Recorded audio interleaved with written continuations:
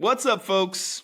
Welcome back to the Best Show Ever podcast, the podcast where I interview people about the best shows they have ever seen in their lives. I'm your host, Cam Herdt, and we are back with another great episode with some musicians this week. Dudes out of Chicago from Hot Like Mars. This week out of Indiana, another group of Midwest boys who is just near and dear to my heart. The Dizgo boys. Specifically, we got Kevin and Jake, Bass and Keys of Dizgo, on this episode. This is another one that we've been trying to get done for a while. I've been kind of doing some stuff with these guys over the last year, ever since Goosemas Night Zero last year, which we are coming up on again this year. Got to sort of open for those dudes last year, me and the Night Zero band. And we are doing that again this year. This year is at Phish Music Hall. We're going to talk about this in the episode a little bit, but this is this Night Zero show and this Night Zero get together has grown to a pretty crazy number. 2 years ago in Hampton, we did it at this bar called the Green Turtle. I essentially did my stand-up set from a booth in the place. It was kind of like a restaurant bar scenario. I think they had football going on like during the show or something. It was a great setup, and we had a great turnout, a surprising turnout for it being the first year at this bar. We didn't know about the last year. The following year, we ended up going to the Charleston Poorhouse, one of the coolest venues in Charleston for Goosemas last year. Dizgo came aboard last year, and they headlined the show and really brought out a lot of people. We took that small bar room and made it into a sold out Charleston Poorhouse, which was nuts. That was the biggest room I've ever performed in front of. Can't wait to do it again this year. I think we're breaking the number again. We're going to be at this place called Phish Music Hall. It's supposed to be like 800 cap capacity.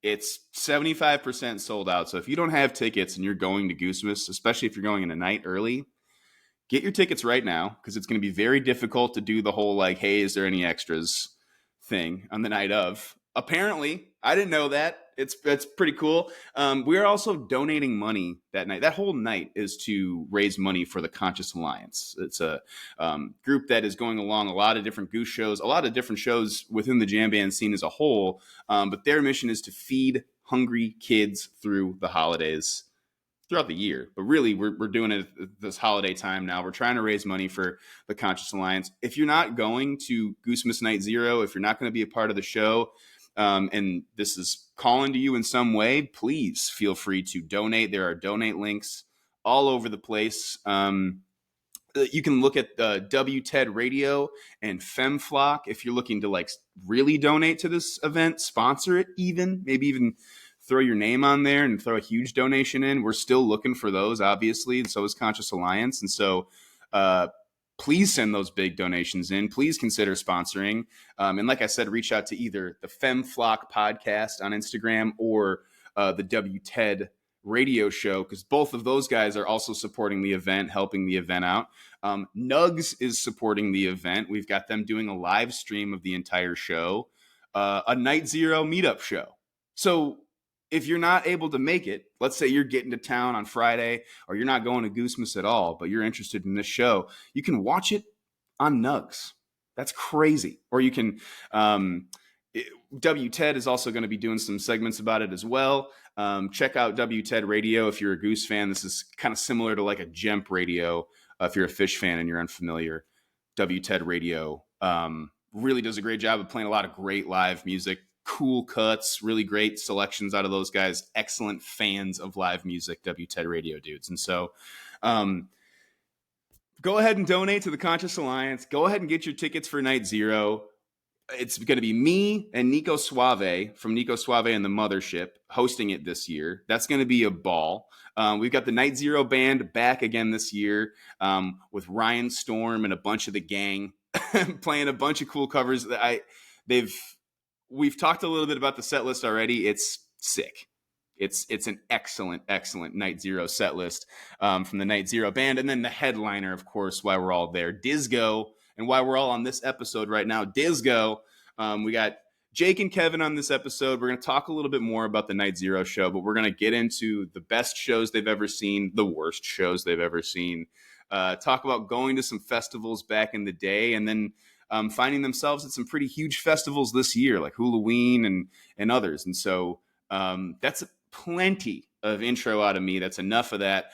Please enjoy this conversation that I had with Kev and Jake from Dizgo. But first, here's a little bit of music from Loom.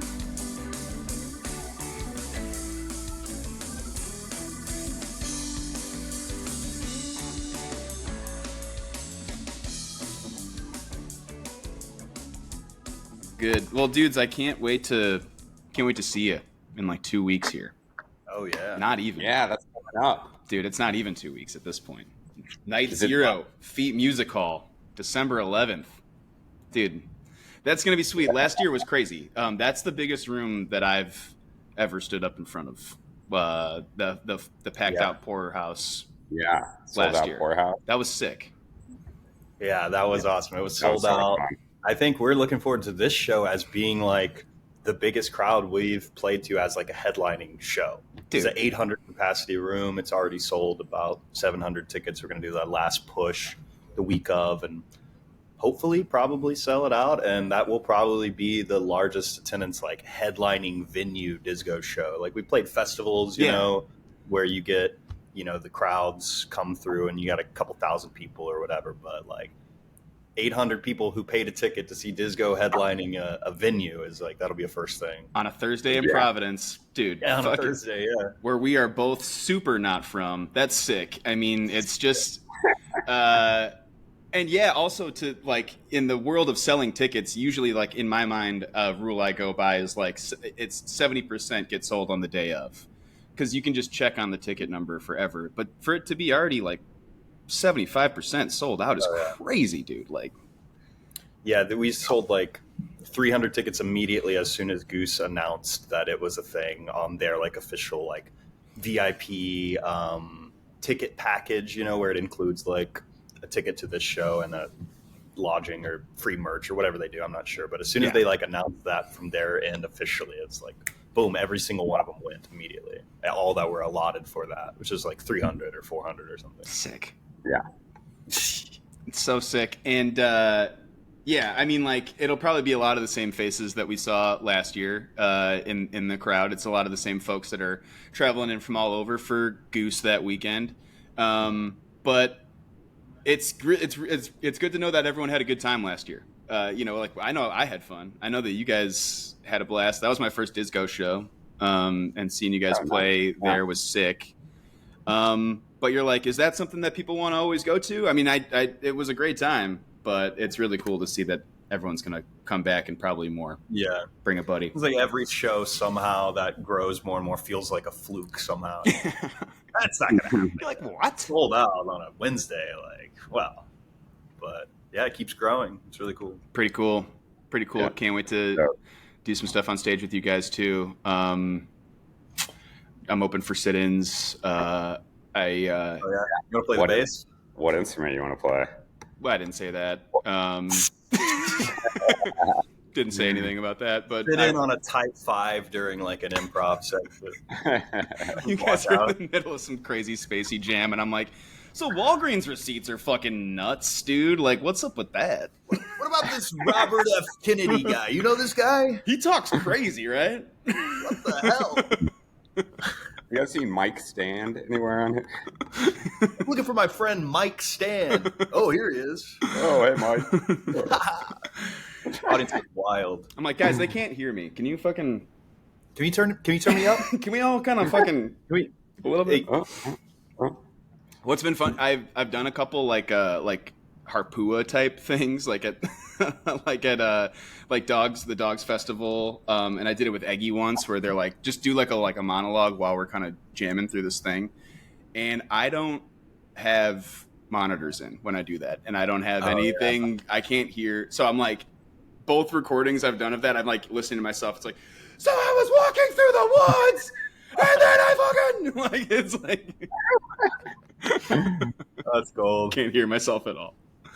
Yeah. Screaming over the music. So maybe I won't do a sit-in. People are like, wow, it's really good that they're giving this guy an opportunity, even though he's like got some hearing disability or something going on. He can only talk at one really loud volume. Listen, we are going to get into some Dizgo shit. I'm sure we're going to talk about some of those festivals that you guys have played this year that you were mentioning, where you played in front of a ton of people. Some of those crowds looked sick. Playing Halloween, I'm sure, was sick. And we will get into those. But this is a show about you guys as concert attenders, a concert goer. So we're going to talk about some of the best shows you guys have ever seen in your lives. And we'll start off with the first show you ever saw in your life. What's the first show you guys each saw? Kevin, I'll start with you. Okay, so I think the first real concert I saw was the Baha Men at Jazz Fest. It was right after Who Let the Dogs Out came out. It was like a big hit. I went with my dad and my brother, my older brother, and right when we got to the festival, they were playing. I wanted to go see it immediately. Watched the full set, from pretty far back because it was packed. It was a main stage headlining set. Dang, you didn't get in the Baja pit, bro? Yeah. I the Baja pit. My dad wouldn't let me. We're spraying Baja Blast. He was getting handed joints right in front of me and just didn't know what to do. He was yeah. Dude, this hilarious. Is How old were you? I think it was the year 2000, so I would have been You're 25. That's dude, 10 or 11. To see the Baha Men when that song came out must have been, dude. They're not even a thing. It's like that's our generation. That's seeing Hendrix. That song was that's seeing Steely Dan live in their prime or something. Yeah, that song was the most important cultural totem for 15 years was to let the dogs out. It was a once in a lifetime opportunity. Do you remember what the stage show was like? Do you remember if they were what was it? Were they on instruments? Was it a bunch of guys running around? What was the Baha Men? It was a full band, and I think the Baha Men were just running around. Dude. I think there was 3 of them. What the fuck? But yeah, there was a full band. There were horns on stage. That's amazing. And, there was a huge crowd, probably 10,000 people or something. I'm in the back, but yeah, just a flood of people, and yeah, it was great. It was crazy. Electric. That's amazing. Yeah, when they played "Who Let the Dogs Out," just everyone. Wait, do they play that last, or do they kind of teased it through the whole show? Yeah, I think they played the last. Too long, they're getting heckled and booed. Fucking do it. Do it! Dogs out, boys. Yeah. We're all right. Let those fucking dogs out. That dude, and everyone wanted to know. The whole country was gripped. We wanted to know who let the dogs out, dude. Did we ever get an answer? I don't think so. I think it was Robert F. Kennedy or someone. It might have been. You let the dogs out? That's why it was a sensation, because we had no answers. Yeah. That's the stuff that sticks. We had. That's real. Yeah, that's real. That's fuck. Yeah. Dude, that's amazing. What an incredible first show. Yeah, hard to top that one. I mean, Queen was not in their prime when I saw them as my first show, and so the electricity level. That was your first show, though. Yeah. It was sick. Between Freddie Mercury and who's the guy they got now, Adam Lambert. It was Paul Rogers. Yeah. It was Paul Rogers from Bad Company, which was Bad Company. I love Paul Rogers. Got a shooting star at a Queen but show. He's not the same kind of dynamics and energy as those guys, but he's a good singer. He couldn't stand up to one of the Baha Men. I'm sorry. He's a listener of the show. Paul, we love you. But want the Baha Men to enter him for Queen. Yeah. During that time period. Yeah, that'd been good. He was hoping those guys didn't get an audition, to be honest. He's like, Jake, what was your first show, man? Man, it's compared to that, it's the polar opposite experience as the Baha Men and being handed joints when you're 11 years old. But my memory, I was gonna pull, maybe not my first concert ever, but the first time I remember having a real musical experience. What is this? What is happening? Was Steve Miller Band. I was probably 10 to 12. And like I said, I had seen concerts. So where I'm from in Chattanooga, they did a summer concert series every year, Riverbend Festival. That was like a staple for the community. And so I saw a lot of really cool shows every summer, but I would just go to like hang out and like try to smoke a cigarette with the older kids or whatever. But Steve Miller Band like really gripped me like that one time. And I just remember him like, you know, telling a story on stage about the guitar he got from a pawn shop and like just playing all those songs that maybe I had heard him a little bit. Maybe I didn't know him, you know, the Joker, like the standard like Steve Miller stuff. But I remember being like 10 years old, just like gripped, standing up and dancing and being like, this is awesome. Oh yeah, dude. Especially because I mean, like we said, Baja meant electric, but those songs are, you know, Steve Miller Band songs are massive hits, and so I'm sure you also got to see what that did to a crowd as well. Yeah, kind of got swept up in it with everybody else. I'm sure, you know. Yeah, I remember it being like a show that I, from start to end, I was like enthralled. I was paying attention to. It's hard for a 10-year-old, you know, to pay attention to an hour-and-a-half concert, but like I was keeping up with the stories and like singing along to his songs and dancing, and I just had a great time. I went home and I looked up all his music. I put it on my iPod Nano or whatever. Yeah, dude. And I was like, Steve Miller, man, this guy's better than the Baja Man. He's right up there. He's right up there with the Baja Man. I was just gonna ask though if that did kind of kick off a classic rock thing for you, and for both of you guys. Was that a part of the early days of listening to music? Were you listening to like kind of our dad's stuff? Oh, yeah, I definitely was. Yeah. My dad's a big classic rock guy and big Motown and Earth, Wind and Fire and Stevie Wonder stuff. He showed me that stuff. So that's a lot of like what I grew up on, classic rock and then a little bit of Motown. Sick. Kev, just Baja Man or?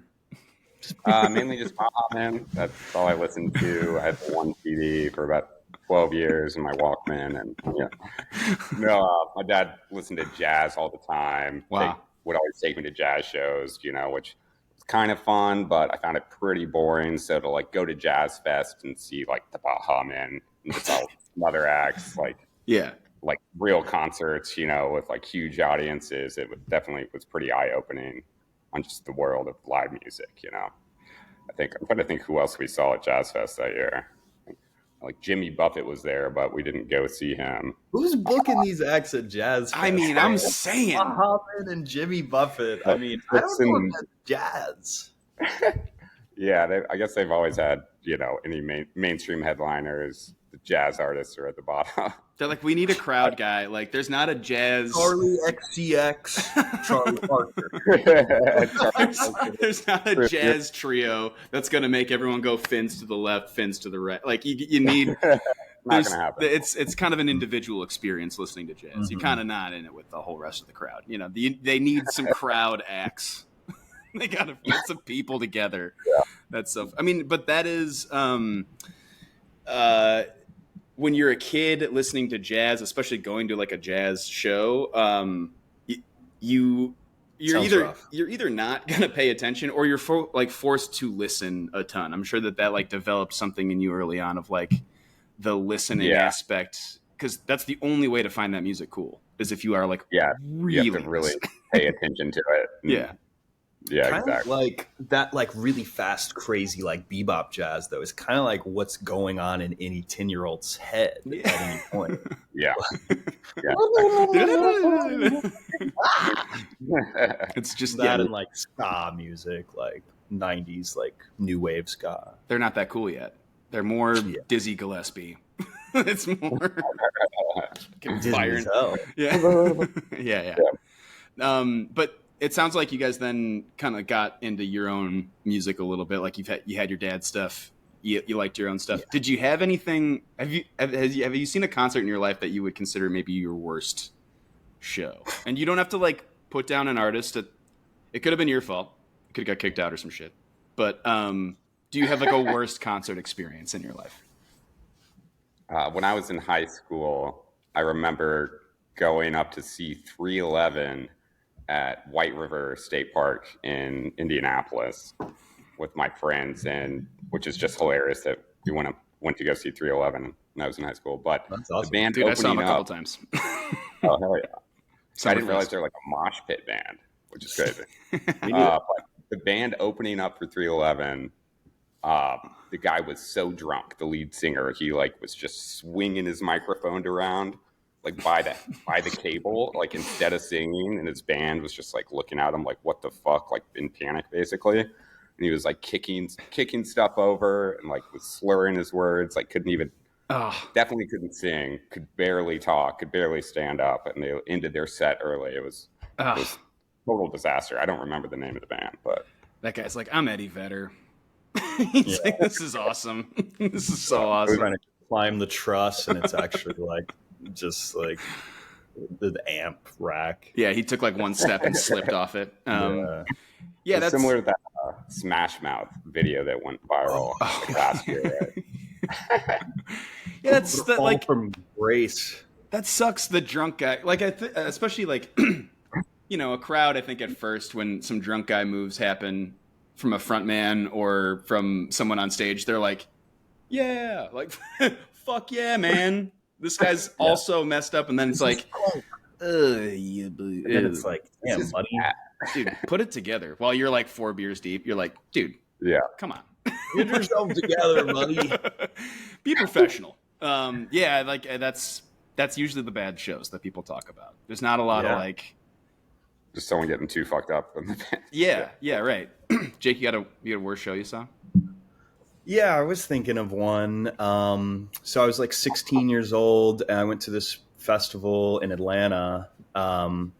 Kid Cudi was going to be there. I was like, 16 years old. I was a big Kid Cudi fan, I was smoking pot. And like, he was making that super cool for us. Yeah. To smoke pot. It was cool. Yeah.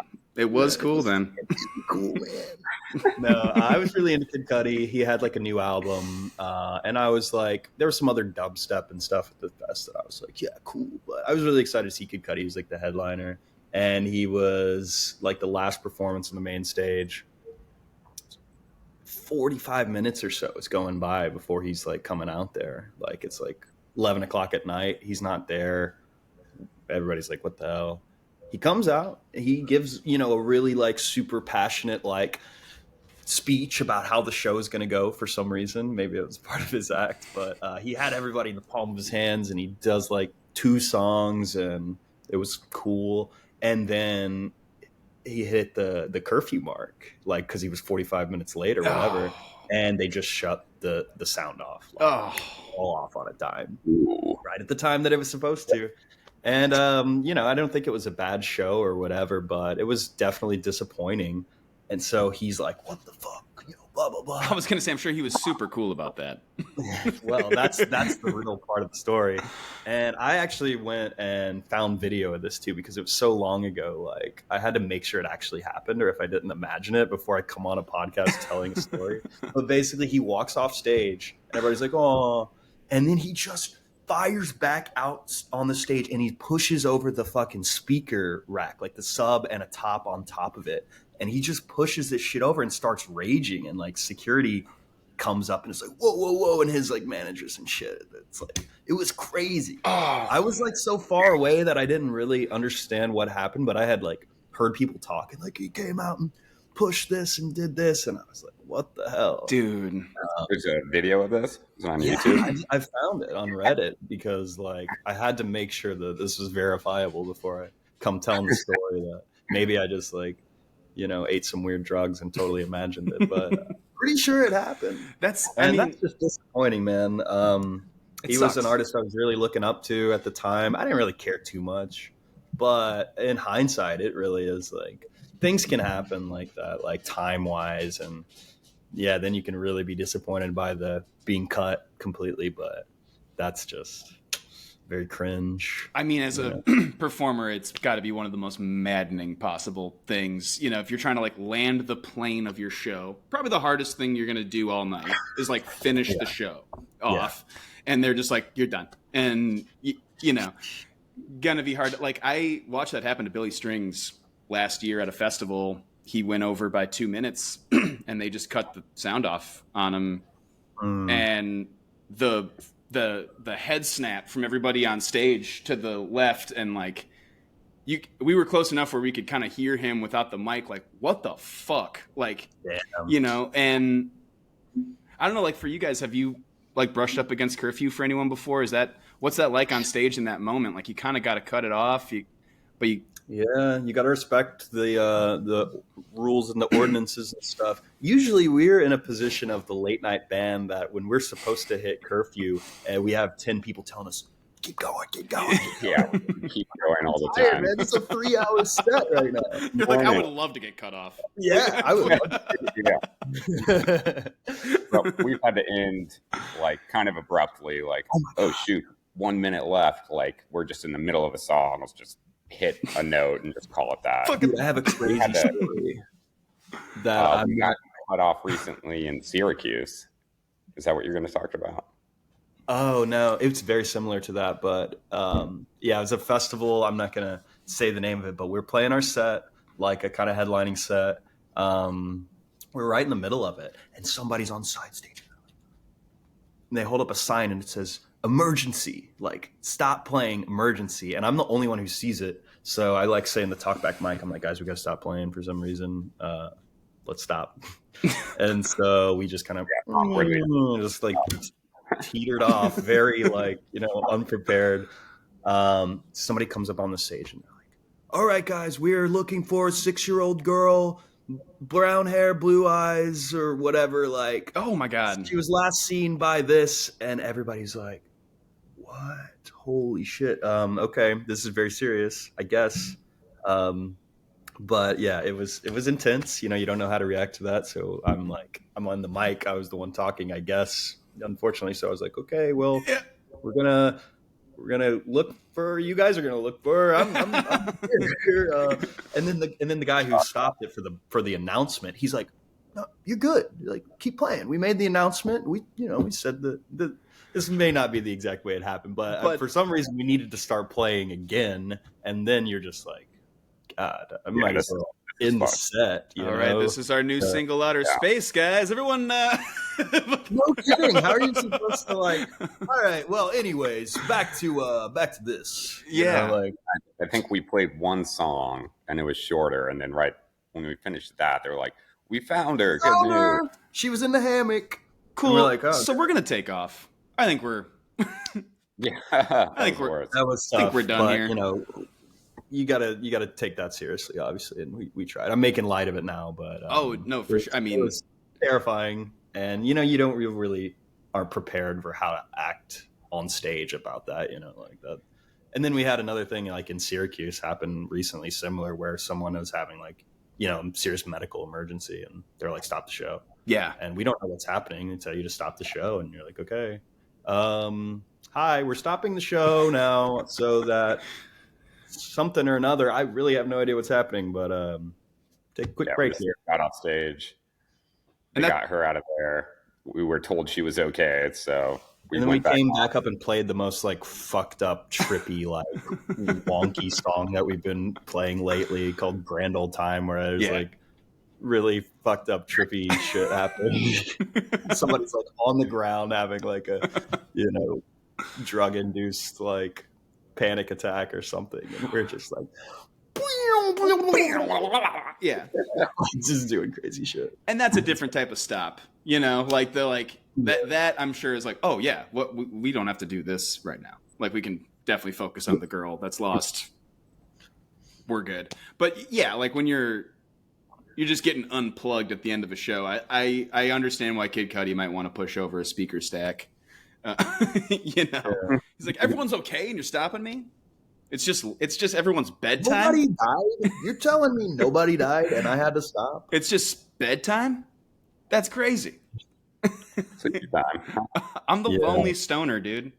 I do this stuff at night. I'm the lonely stoner here on stage with this blunt. You're gonna turn me off? What the fuck, man? I made a whole speech 45 minutes late.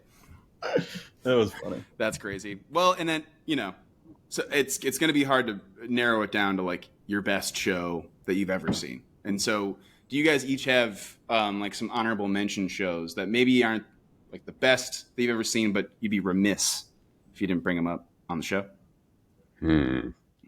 I think the first time I saw Phish, it has to be an honorable mention. also because it was the first time I took LSD. Yeah. It was, I think, 20. I was in college, and that's sometime in college, like a junior or senior, went up with Pickle and some other people. But yeah, I remember it just being crazy. I didn't know anything about Phish at the time, and ate some LSD and just watched everyone dance around. And I'm trying to remember some of the songs they played. They did like Mike's song, which was awesome, like Bug, and yeah, a bunch of bangers that I currently know, but I didn't know at the time. And it was definitely a memorable experience. Was that like kind of Pickle driving you into that scene a little bit? Had you been to any Dead stuff or anything like kind of in that world at all? I'd seen Humphreys McGee a handful of times. Yeah. I mean, in the Midwest, they're making rounds all the time. They're always playing shows. And those guys went to Summer Jam Music Festival. Yeah, throughout college and stuff, and had a blast. But that is a different thing than stepping into the Phish world or going to like a Disco Biscuits thing or something like that. It's a different crowd. Yeah, so I'm sure there was a lot of people watching. Do you remember like? That was crazy. Was there anything crazy that happened that day that you remember being like, dude, this is Phish fans? What the fuck? I mean, it was just the energy of everyone dancing. Like I've never seen people dancing around, just like insanely happy, just like great energy. I'd never seen any kind of live show like that, and it was like, okay, I get the kind of mix of like the LSD music thing, like thing going on there, and it's not like I eat LSD. This all works anymore, but. Yeah, it all works together, and I realized that. All makes a lot of sense. Yeah. And also, copyright. This makes no sense also, but this all makes a lot of sense. Yeah, fuck yeah. That's balls, though. I think some people got like passed out because of the heat and had to get carried out of there. Oh, shit.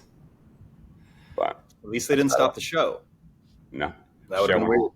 Did was there any sort of like I mean, like one of my favorite things of being a fan of that kind of music and bringing someone who's not a fan of that kind of music is kind of like the preamble, like the here's how it's gonna kind of go like today. Like you're gonna see guys with like balloons. It's no one's birthday. Like it's just like it's like was there any like Pickle prep speech that he gave you going into that?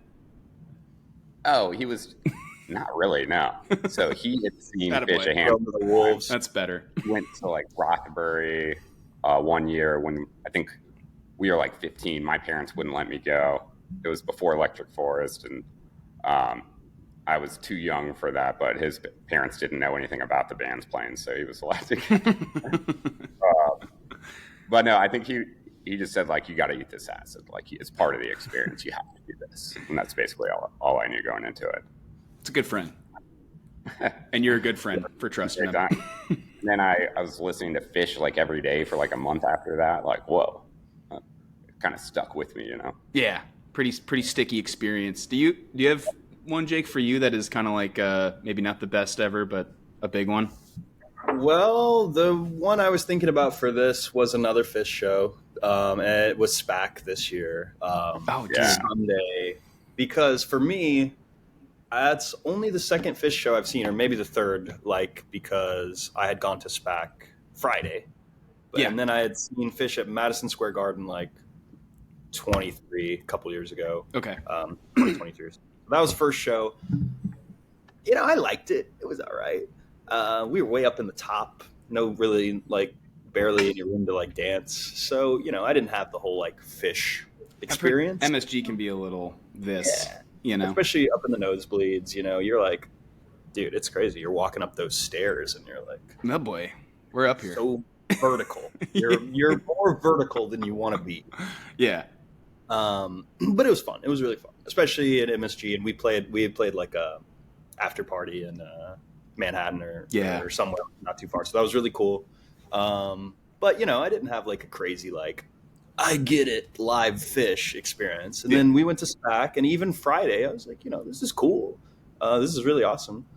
And then Sunday, though, cause we had played a festival up there Saturday. So we went to the show Friday, played Trout Stock, Leon Trout's Fest, Saturday, not too far, come back for the show Sunday. And that show Sunday, they did the whole, like, tweezer thing. Yeah, dude. I got a lot closer because I had, like, a guest pass because we had... went back there and like talked to them and stuff, or not talked to the Phish guys, but talked with the crew. I've got a friend in the crew, and like that was really cool. You guys had like the coolest day fucking ever before a really good show. Yeah, you can. Aside from that, even I wasn't even thinking about that, but because of that, I had the pass and I was able to get down closer, right? Yeah. So, and then I wasn't on LSD or anything, but it was a fucking awesome show, and they kept doing the tweezer thing. It was really cool. I'm surrounded by all of our buddies, like our coworkers, the Dizgo guys, the management guys, like everybody, the team. We're here. This is Phish. They're fucking doing their thing, and we're just taking notes. Yeah. And I was like, this is a fucking awesome show. Yeah, dude. Yeah. And it is important to see guys kind of at the peak of what you're doing it. And you got to also peek behind the curtain a little bit too, and see all that. Was probably tapped into like part of the experience that I had, where I'm just like, these guys are doing what we're doing at the highest level with great care for the consumer, for their crew, for themselves. They're not like burning themselves out. They're like just all the pieces in play, like it's possible. Like they're doing what we're doing at the highest level. And they're doing it well, and it's just inspiring. Is there, you got to talk with Vance Powell a little bit, and that's a buddy of yours. You guys are going to do an album with him. Well, that's when we met him first, but we had like emailing with him a little. But I know Paige's Keys tech. Oh, Eddie. Sick. He came to one of our shows because it was his hometown, and he, just comes to a random show. He probably didn't know anything about it, but my keys rig was like on stage, fully set up with the Hammond organ and the clavinet and the other shit, and he was probably like, nice, So as soon as we're done playing, I see this very polite gentleman like waiting to like have a conversation, and so I just chatted him up, and that it was Paige's Keys Tech, and he's a great guy. He's a really great guy, and he really encouraged me to hit him up anytime about anything keys related, or if we ever wanted to get a tour of the rig, and I was like, okay, that's not ever going to happen. But then, yeah, right. So I hit him up in preparation for SPAC, and I was like, hey, man, we are coming out to this show. You said hit you up. So here I am knocking on your door. No expectations. And he was like, absolutely. Come on. Dude. So that's really cool. Yeah. Super But we met Vance there, too, who's doing their streaming audio. He does Phish's like the Phish stream shit. Yeah. I don't even know what it's called, but yeah.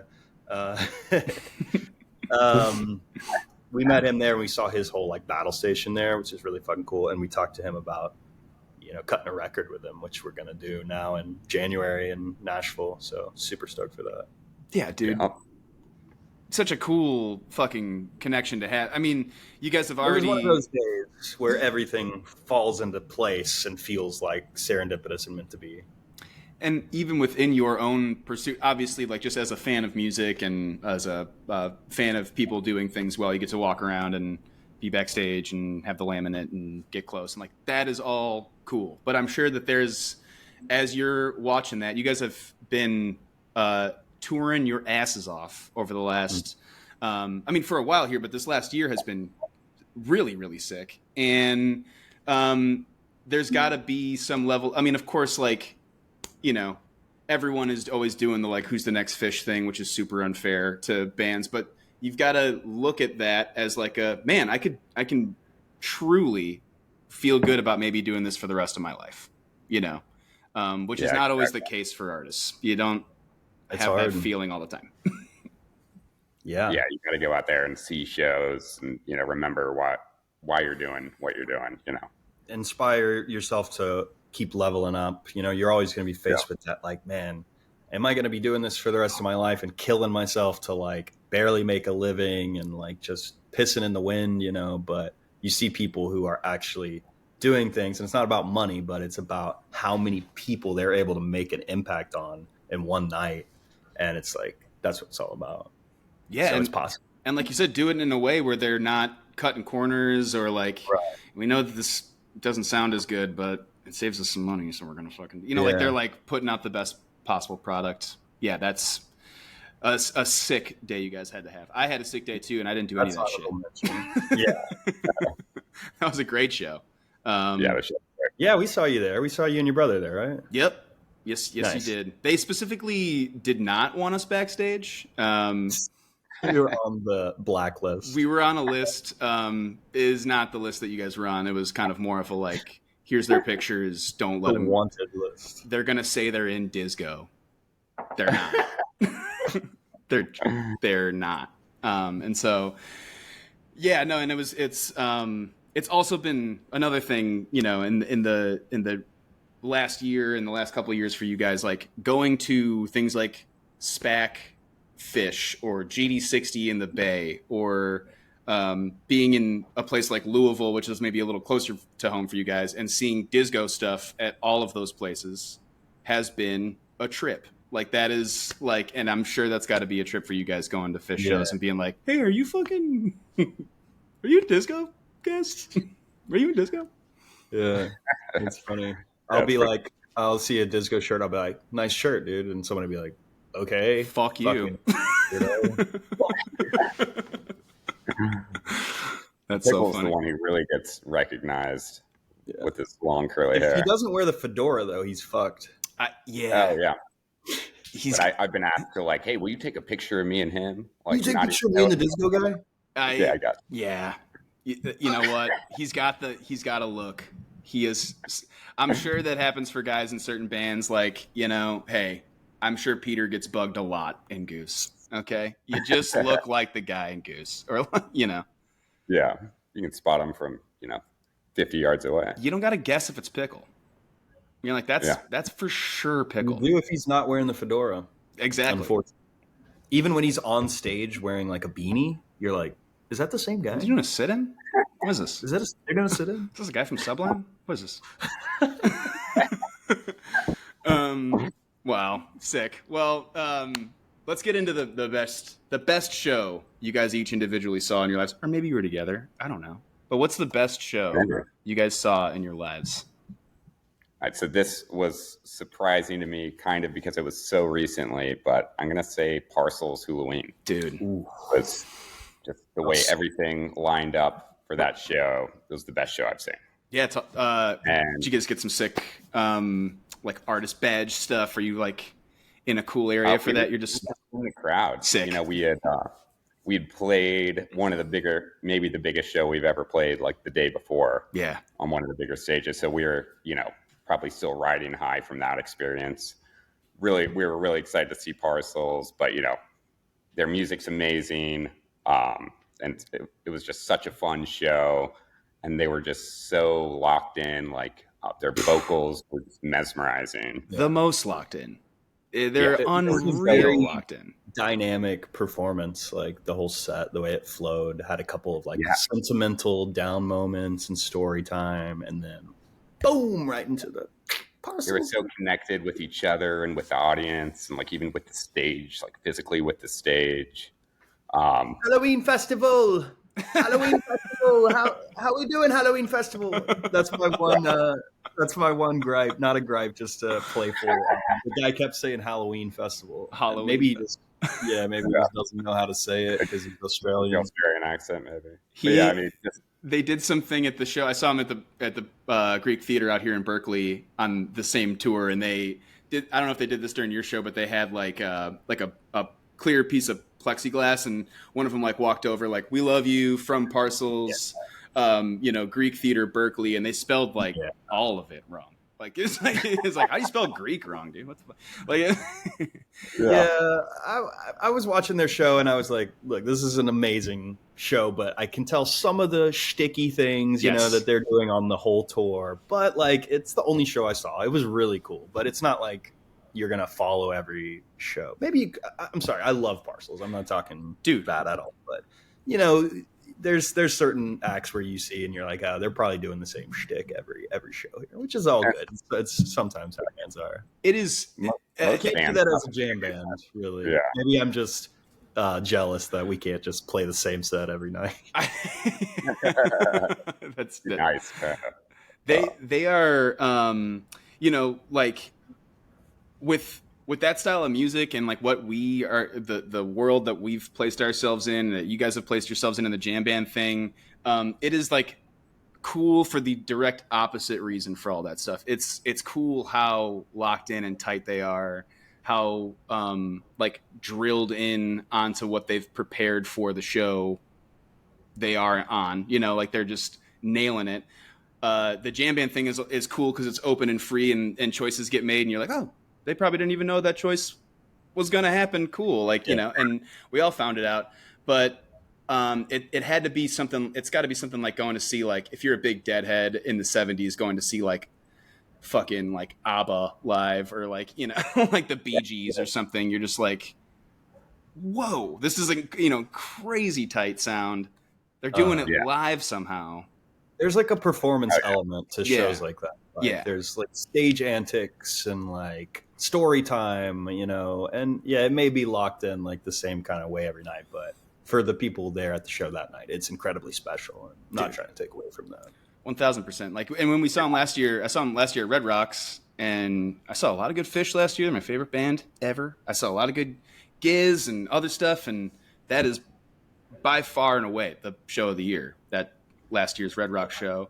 And this year, their album, they put out a new album that is like fucking sad. It's a sad album.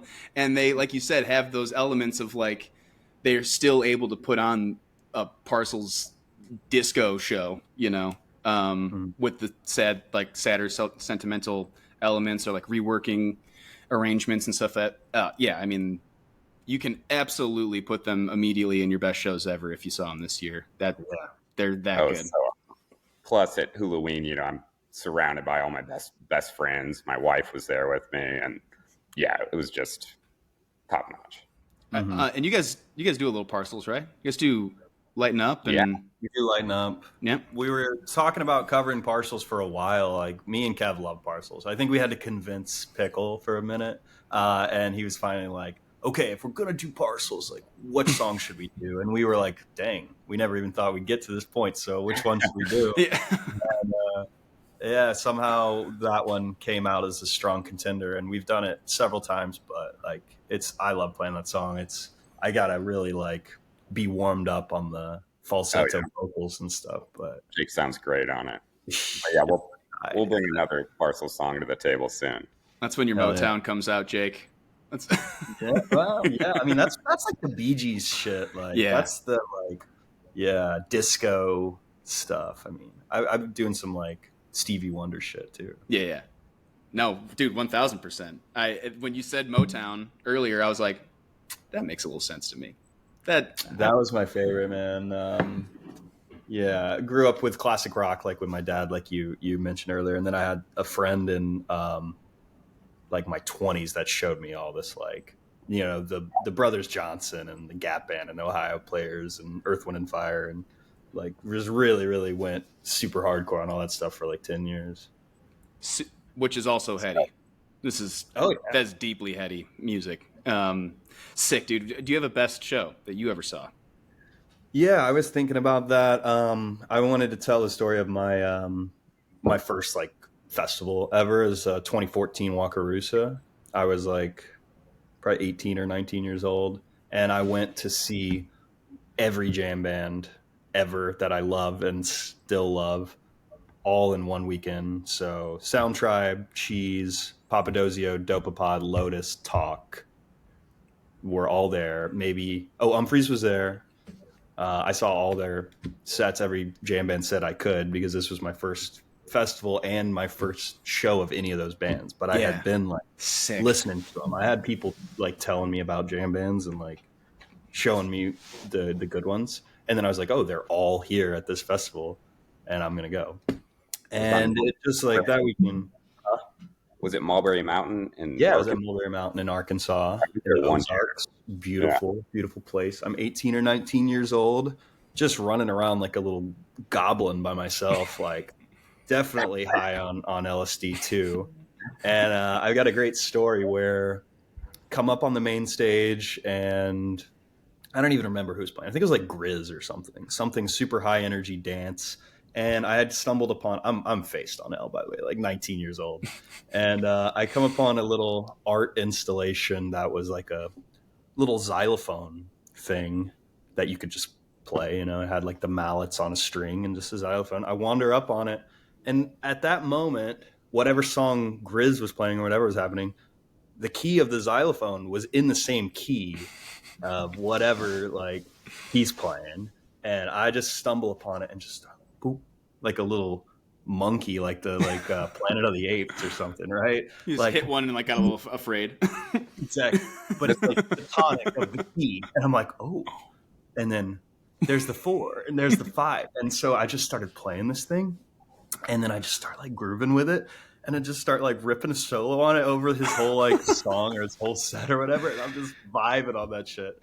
And then the song ends and I'm like, oh, okay, put the mallets down. Okay. And I turn around and there's like 50 people standing there like that were just listening to me, watching me. And they're like, that was awesome, dude. who are you? And then these 2 old guys are standing there as everybody else leaves, and they're like, "Oh, hey man, so did you set up this art installation?" And I'm like, "No, I'm high as hell on acid right now." You just blew those guys' minds. But yeah, I just started vibing on it. It was like perfectly in key with it, and I just had a great time. Was this before you played keys? I don't think I was playing keys at all. Yeah, I was playing guitar, and I mean, I've played a little bit of keys like most of my life, but I didn't really like dive into it as a keys player until like my early 20s. So yeah, it was before that. I mean, especially when you're face on L and you're at a huge show, a show that especially if it's something that you're a big fan of, me and my brother will do the bit of like you were doing conductor hands, like you were totally like, like doing. You thought you were playing it, dude. Like you were doing. I was playing it. You were high, but you got the chance to actually play something during the show and interact with something, and like August rush yourself into a little crowd through this. There's even a 1 in 12 chance that the song is even in that key, right? Yeah, so right. Even that is crazy. Yeah, dude. That Destiny. What an experience. I'm sure that had to. It's a fun story. I was just reminded of that like this a couple weeks ago at Hula with the art installations and stuff, and I thought of that story. Was that day 1 or day 2 of the fest? Do you remember? Or I don't fucking know. I was gonna say, I'm thinking of the moment of going back to the thing when you're maybe not as high and you're like, it's not lighting up. This isn't in key at all. This thing sucks. That's so funny. No, I mean, yeah, it's usually the work is pretty internal at a concert when you're thinking about like when you're getting excited about like possibilities for yourself at a show. If you're like, wow, this is relating to what I do in this way, or wow, I'm like watching this artist, play this instrument that I play incredibly well. It's inspiring or whatever, but it's usually all just kind of like cooking here. If that's happening, it's not like you get a physical fucking like an outlet. Yeah, but that's why some of the festivals that you guys have gotten to play and will now probably be a part of for your careers are those types of events. Like they're I mean, Electric Forest is totally that. Halloween is like an incredibly interactive environment, and that's got to feel great as an artist, knowing that the people that are at your festival are already tuned for this like creative experience, and to be, you guys want them in on it, right? You want to listen hard to the improv. So yeah, that's got to be cool to find yourself in these environments. That was the best. Yeah. Did you guys go to Hula in your lives? Yeah, I went to one. Wow. 10 years ago, like 2015 or 2016 or something. That's sick. And I'd been to lots of fests at Sewanee Small Fest. But yeah, Hula, all those big fests when I was like 20, pre-20, they were like, inspiring me for like who I would be down the road. And I knew it. I just needed to take the time to keep practicing. Yeah, that was my first time at Sewanee, and it was amazing. I heard all the hype about how it's like the best festival grounds, and it totally is. We camped for 4 nights there. Yeah. It got cold. We were there the whole weekend. It was freezing. Yeah. It's at festivals, it's really cool to go see a headliner. It's really cool to go see someone who's really great. and pulls a huge audience no matter what every time, and their shows are amazing. But at the festivals that I've gotten to go to over the last 2 years, the best sets or my favorite moments have always come at those 3, 4, 5, and 6 o'clock hours of these bands where I'm like, dude, I know for sure this is the biggest show they've ever played. Like, and I'm looking I'm looking at some of these motherfuckers, and I know they came to this festival before. Like, I know that they were attendees out here at some point, and now they're there. And that is, even if you're someone who doesn't perform or you're not an artist in some way, like that has just got to feel good and scratch an itch. And so, I mean, for you guys, you're not a new band. You guys have been at this for a while now. But I've just been super stoked to know that you guys are having those experiences out there, especially at some of these fests. Oh yeah. Yeah, it's the best. We've grinded for a long time, worked really hard, but we're also really privileged and to be where we're at. Dude, it's been we've been really lucky. It's what it takes. The resiliency is a lot. It's the surefire way to know that you're going to make something happen, as opposed to like waiting around for the cool, lucky moment to pop. You guys have had your hands in it the whole time, and so just super proud of this last couple of years for you guys, and super stoked to do a show with you. I'll get out of your way. I swear to God. I'll make it so quick and fun. Sit in on the jam. We'll get a monitor. I'll do a vocal jam. Yeah, we should do a 5-part vocal jam. That would be sick. People would leave. That'd be sick. That's true. That's true. Part of the show. People would love. Part of our show is making people leave. Like, it's kind of a cool thing we do. You guys are the late night band sometimes. Sometimes you are in charge. You're part of the security team a little bit. That's true. You're like, all right, everybody get out of here. Play the drone note. Yeah, I could never even get a beer. Like, as soon as we finish the set, I'm like, I need a beer. And they're like, we've been closed for an hour. Yeah, the staff left. I've been busy for 4 hours. Oh, my shift drink. Come on, man. Bar's closed. And anything else you guys have coming up other than Goosemas that you want to make sure you plug before we take off here?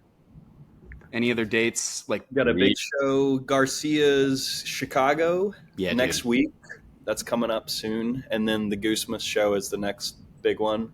And then we got a big New Year's show, hometown Indianapolis with Squeaky Feet, 2 nights. Really love those guys. We just did some dates with them, a little tour around like New York, Pennsylvania. Those guys are great. They're sounding awesome. And if you haven't seen them, you should see them too. And you should come see us and Squeaky Feet.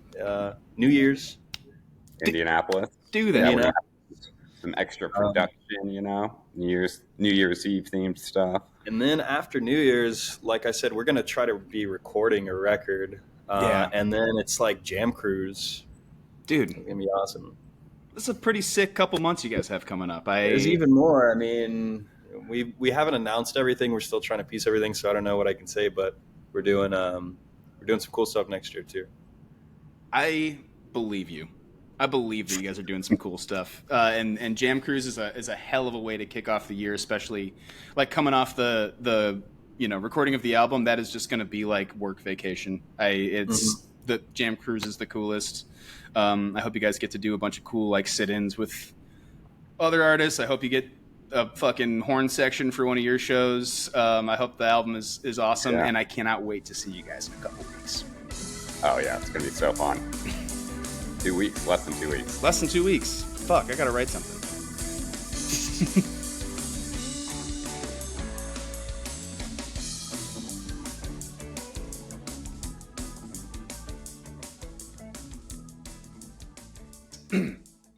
All right, so that was my conversation with Jake and Kev from Dizgo. Those dudes are just good old Midwest boys, you know what I mean? It feels like we don't get to talk all the time. Those guys are very busy. We don't get to hang out all the time. We don't live in the same area of the country anymore. But when we are around each other, or when we do get to talk a little bit, when we're in little group chats and things, these guys are just so funny. They're such great hangs. And I hope that when you guys go see Dizgo out on the road, whether it's at Goosemas Night Zero this year, or whether it's at some point in 2026, I hope you realize and capture and take in some of the fun that these guys are having right now. Really breaking through and playing some huge fucking shows. And I hope that that's something that calls to you. Go out and see these guys live. We will have some of the other dudes from that band on very soon here, but I hope you enjoyed the talk with Kev and with Jake. We will be together on December 11th at the Feet Music Hall in Providence, Rhode Island, for the Night Zero Goosemas pre-Goosemas show with me and Nico Suave, the Night Zero band, Dizgo headlining. It's going to be a packed out room, a huge night. It's going to be awesome. It's crazy that this event has grown again this year, and I'm so happy to be a part of it. I hope to see all your faces out there. But until next time, guys, have a great show.